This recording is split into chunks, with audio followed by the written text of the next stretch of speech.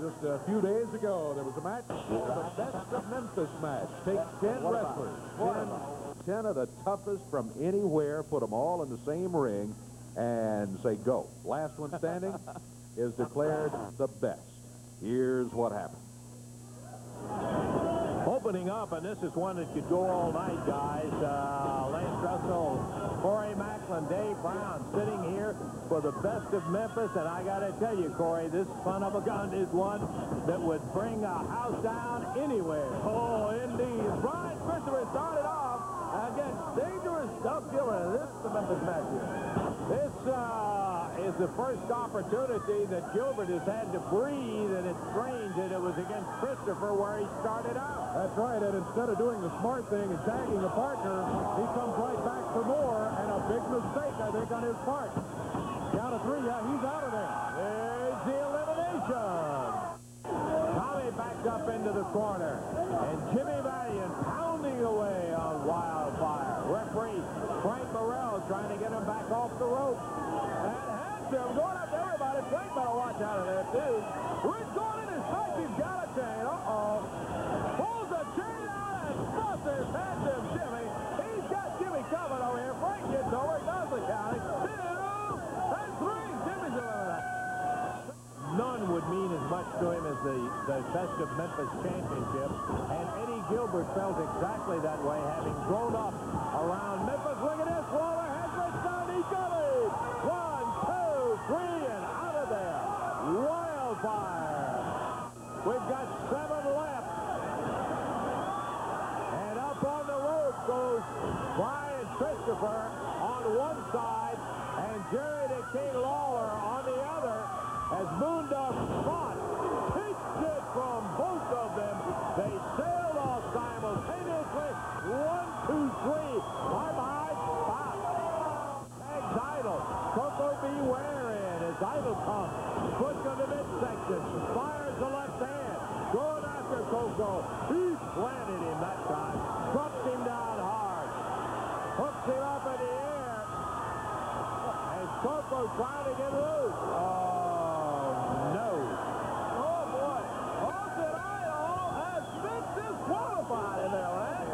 Christopher is on his feet.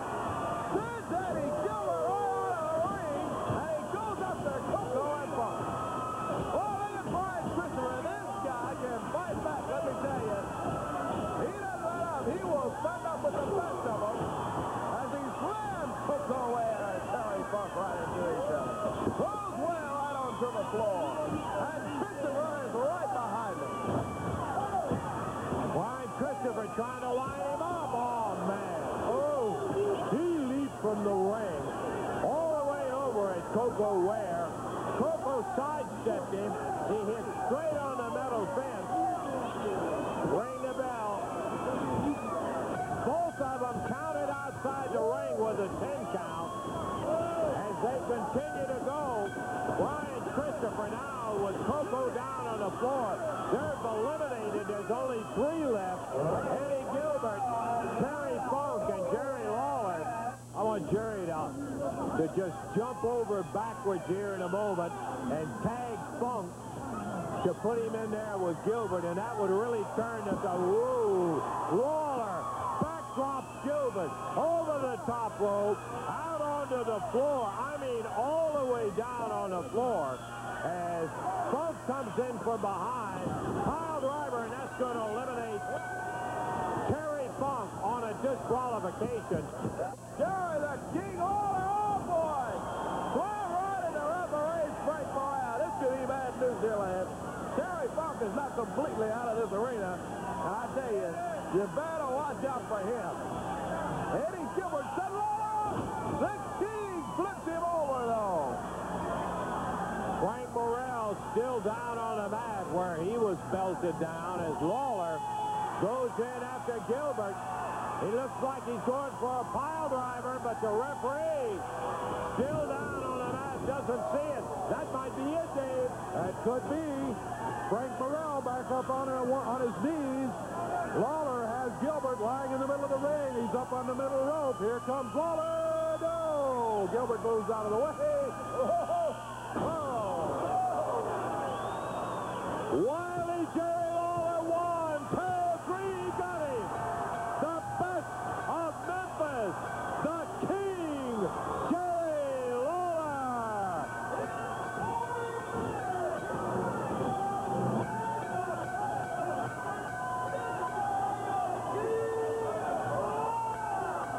Doug Gilbert into the ring.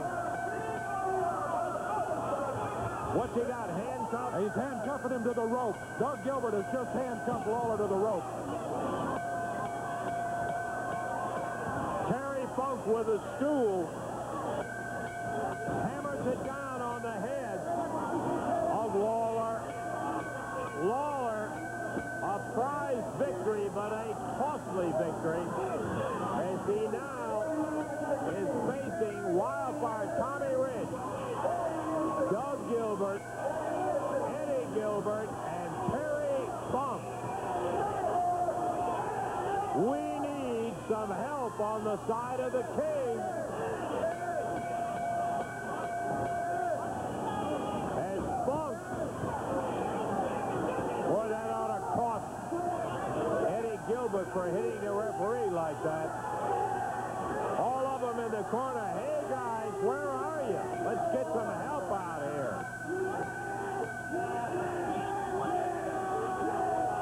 Austin Idol had been eliminated earlier. Brian Christopher and Lawler is caught between 4 guys, all of whom would like to see a Lawler eliminated from wrestling.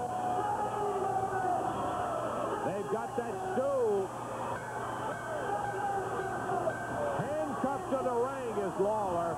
Here comes Brian Christopher. Rings in a plank. Well, there it was. Handcuffs involved. Tell you what, there's a special match which has been booked by promoter Eddie Marlin. It's called A Rage in the Cage. Some special stipulations. Those handcuffs will be a little bit different this next time. Here comes the King and Brian Christopher. And maybe they can tell us a little bit more about this situation coming up this week with the Rage in the Cage. The King with a crown in hand leading the way. Here's Brian Christopher with him. And I'm sure very satisfied to have won the match, but mighty unhappy with the aftermath of the Best of Memphis match. Well, that's right.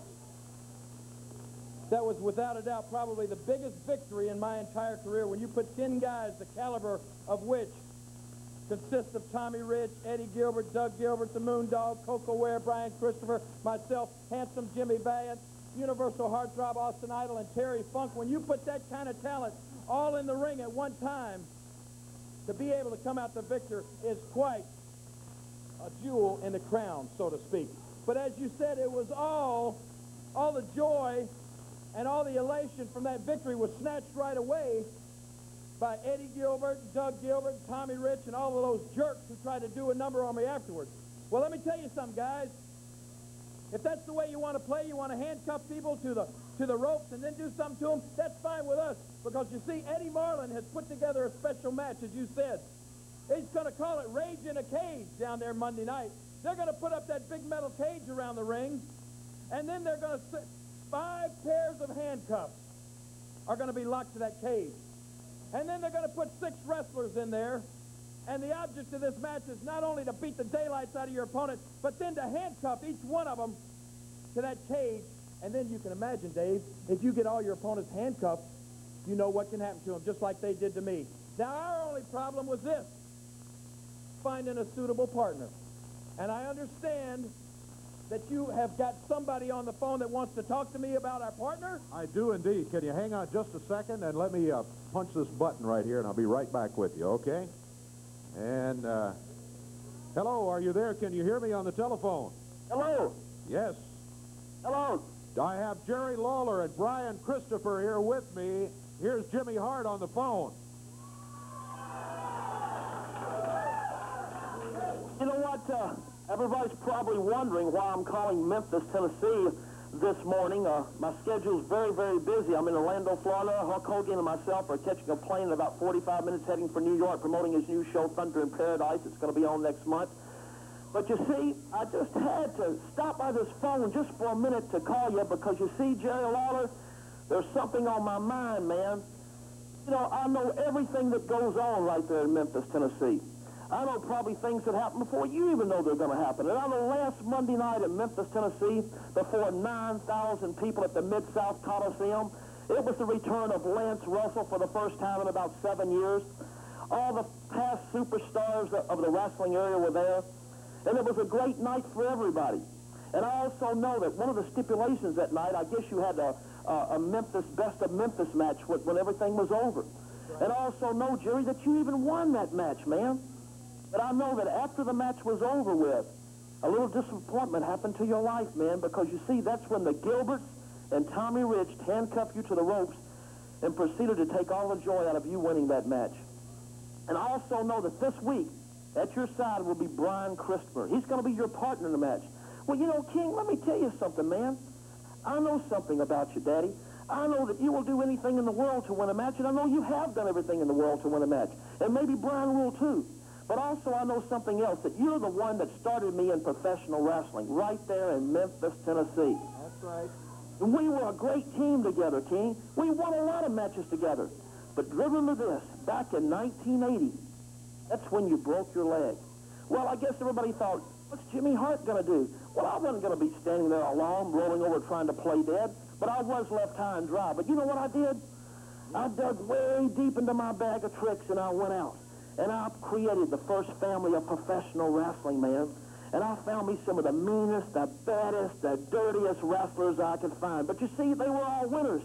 I brought in people like Killer Carl Crew, Big Joe LaDuke, King Kong Bundy, and the list goes on and on. But like I said, these guys didn't care about anything or anybody, but they were all winners. And you see something, King? That's what you and Brian need today. You need a guy that's a winner. You need a guy that's dirty. You need a guy that will do anything to win a match. Because think about this, King. Eddie Gilbert, he can throw fire just like you. Tommy Rich, you know Tommy Rich always loves that pretty hair of his. He hates bald-headed people. Do you think he's going to go to that ring Monday night without putting something maybe in his trunks, maybe like a little pair of scissors, and maybe something to shave you and Brian's head with to leave you in that ring? And look at Dougie. He's got a lot of tricks. What if he painted you guys yellow? So there you would be like the Coneheads laying in the ring, bald-headed, shaved, and burnt from head to toe. Well, brother, you better wake up.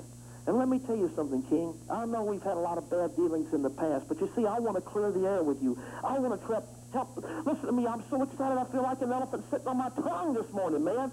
But I'm so excited over this. I went down in my little trophy room, and I looked back in my drawer, and I found me some old pictures of some of the guys I used to manage. And all of a sudden, there it was, one of the first members of the first family of professional wrestling. Now, think back to this, King. You remember back in 1981, just a year after you broke your leg, when you returned to the Memphis Coliseum, and there before 11,500 people, with another 4,000 people banging on those Coliseum doors trying to get in, standing across the ring from you was a man that almost re-broke your leg, was a man that fought you tooth and nail. And also, what about the time this man stepped into the ring with you, and he was the only man that made you lose a loser-leave-town match? That's right, King. Think hard. You know who I'm talking about. This man has got tattoos from the bottom of his feet to the top of his neck. This man will stop at anything. He will hurt anybody like he's done many, many years before. He's the man that you and Brian need by your side at the Coliseum on Monday night, man. And you know who I'm talking about? Oh, hey, bingo, bingo. Now, here comes the memory back to you. And I'll tell you who he is. He's the man that I always had by my side in any type match I was in. Ladies and gentlemen, without any further ado, Betty and Lawler, I'm telling you, if you've got any guts in your body, you will accept this man, you and Brian, as your partner. You know who he is, and I do too. He is the Dream Machine, baby. Come on out, Dream. Walk through those curtains one more time. You know the Dream Machine, when Jimmy Hart was in a match at the Coliseum. Hey, if I was in a hair match, he was the man I took to the ring with me. I've never lost my hair. If I was in a tar and feather match, I never got tarred and feathered because he was the man that stood by my side, man. If I was going to be in a strap match, he was the man that was always with me because I never saw any blood running down my match for somebody hitting me with a belt. He is the man, King. He is the man that you and Brian needed. Wait a minute, Jimmy Hart, wait a minute. He's standing right here in front of me. I remember the Dream Machine. You're right. After I came back from 1 year of laying up with a broken leg, this is the guy that I had to face across the ring. With you in his corner, Hart, what makes you think I should trust this guy now? He tried to break my leg, he tried to do me in, he tried to do everything to me. What are you doing coming up, showing up now, Dream Machine? I'll tell you why you need to trust me, Lawler, because you ain't got no choice. You stand out here and you complain to these people that Rich and Gilbert and whoever tried to do a number on you. They didn't try to do a number on you. They did a number on you. They did a number on you too, boy. And I tell you what, it's been a lot of bawling, squalling, climbing the wall, old times you believe. I was the man that walked that barbed wire fence 32,000 miles barefooted each steel stone cake, stepped lightning with bread, picked up the blue guinea rock, called 9,000 buckshot. Dave Brown, you know, Lance Russell knows. You know, really, I'm offended because a blast from the past. How can you have a blast from the past without me? That's like having a birthday party with a cake with no candles. But, Lawler, you do need me. Where's the camera? Put the microphone on me. Let me tell you something. Everywhere I go, Bearwater, Orange Mound, Scutterfield, New Chicago, all the soul brothers and soul sisters saying, dream, dream, dream. You need to get back in the business. Well, now, it's high time, and I'm back in the business. And you know something? I think you're scared. Yeah, I think you're scared to trust me. But I'll tell you what, no, wait a minute. Hey, you shut your mouth. Let me tell you something. Let me tell you something, too. Blue eyes. Green. Excuse me. You shut your mouth. Let me tell you something, Lawler. I don't like you. I ain't never liked you. But money talks the loudest. There's been a lot of sad singing and slow walking. Like I said, all the brothers over here, it ain't no secret about me. I am from the gutter. You put me on food stamps, you put me in a hospital, you even put me on some things I don't even want to name out here. But I will tell you this, I will fight just as hard with you as I did against you. Whether you want to believe it or not. Whether you want to believe it or not, Brian Christopher, it don't really matter. But I'll tell you this, you know, Jimmy Hart, you got one thing right. I was your sergeant. I was your lieutenant. I was your flunky. Whatever you want to name, it's all right. But one thing I did take care of business. And I did kick some booty and take some names. You understand what I'm saying? Can you realize that I was the only man? There ain't no way you can forget it. Who defeated you in the Loser League Town match? I'm not going to stand out here and tell these people that you're not a tough guy. Because if I did, I would be stupid. I would be like standing out here telling you you're not a good announcer, because you are. And I'm not going to stand out here and make a bunch of excuses. You know, hey, Eddie Gilbert, Tommy Gilbert, whoever, bring Bobby Gilbert, Ronnie Gilbert, bring your mama Gilbert, bring them all. Tommy Rich, me and you go back a long way too. And I got news for you. You're in a situation where you need help now. Dream Machine? Yeah. You always were able to talk the talk. And walk the walk. Yeah, you were able to walk the walk. I'm going to say this. Eddie Gilbert, Doug Gilbert, Tommy Rich, you don't know what I know, and I know what this man can do, and I'm going to put you to the test, Dream Machine. I'm going to take the chance. I'm going to take the chance for Brian Christopher. And Jimmy Hart, are you still on the phone? I'm still there, King. Yeah, he's excited. I want you to know this, Jimmy Hart. I want you to know this. I'm going to take this chance, but as I told you once before, if you're double-crossing me, Hart, or if you're double-crossing me and Brian Christopher, I don't care if you're in Florida or California or on the moon, we will hunt you down, Jimmy Hart, and we will make you pay. But I'm going to tell you this.